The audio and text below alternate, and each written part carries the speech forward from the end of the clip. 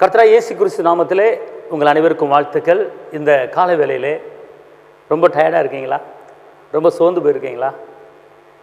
இன்றைக்கி பொழுது எப்படி கடத்த போகிறேன், இன்றைக்கி எதை நான் சமாளிக்க போகிறேன், ஒன்றுமே புரியல அப்படிங்கிற குழம்பி போய் தவித்து வேதனையோடு நீங்கள் இருக்கீங்களா? கர்த்தர் இன்றைக்கி உங்களுக்கு உங்களை வாழ வைக்கிற உயிருள்ள வார்த்தை ஒன்று சொல்கிறாரு. அது என்ன வார்த்தை தெரியுமா? சங்கீதம் 34:17 நீதிமான்கள் கூப்பிடும்போது கர்த்தர் கேட்டு அவர்களுடைய எல்லா உபத்திரங்களுக்கு நீங்களாக்கி விடுகிறார். நீதிமான்கள் கூப்பிடும்போது அவர் எல்லா உபத்திரங்களுக்கும் விலக்கி அவர் என்ன செய்வாரா? நீங்களாக்கி விடுவிப்பாராம்.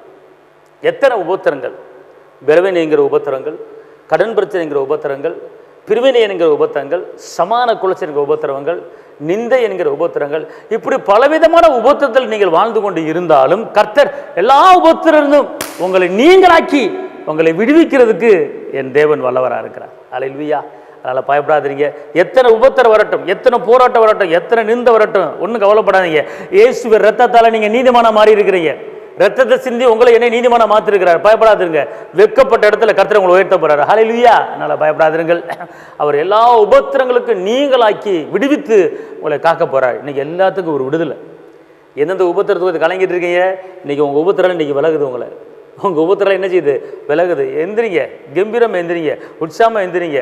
அப்படியே நல்ல தேவனை மகிமைப்படுத்துங்க, நல்லா ஆடுங்க, நல்லா துதிங்க, கர்த்தரை மகிமைப்படுத்துங்க. உங்கள் உபத்திரம் ஆட்டோமேட்டிக்காக மாறுது. அல்லேலூயா.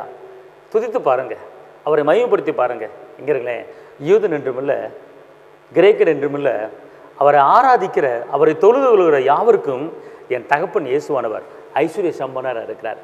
அதுக்கு தான் அவரை துதிக்கணும், அதுக்கு தான் அவரை ஆராதிக்கணும். நீங்கள் துதிப்பாட்டை பாடி பாருங்களேன், ஆராதனை பாட்டை பாடி பாருங்கள், உங்களுக்கு ஐஸ்வர்ய சம்பன்னராக என் தகப்பன் இயேசு மாறிடுவாருங்க. ஏன் கலங்குறீங்க? ஏன் வேதனைப்படுறீங்க? ஏன் நெருக்கப்படுறீங்க? நாளைக்கு எப்படி சமாளிப்பேன், நாளைக்கு இந்த பிரச்சனை எப்படி சமாளிப்பேன்? கலங்காதீங்க. மழை போல பிரச்சனை வந்தாலும் பனி போல உருவாக்கிற கர்த்தர் உங்களோடு இருக்காருங்க. வானத்தை பூமி உண்டாக்குன கர்த்தர் உங்களோடு இருக்கிறாரு. சரிம்மா உங்களுக்கு?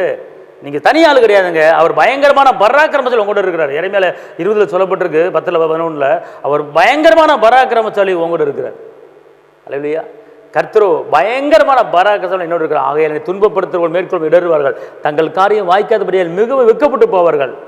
மறக்கப்படாத நித்திய இலட்சி அவருக்கு உண்டாவதாக. ஆனாலும் நீதிமானை சோதித்தறிந்து உள்ளிதிரிகளின் சேனைகளை பார்க்கிற சேனைகளின் கர்த்தாவே, நீர் அவர்களுக்கு சரி கட்டுகிறது என் கண்கள் காண்பாங்க.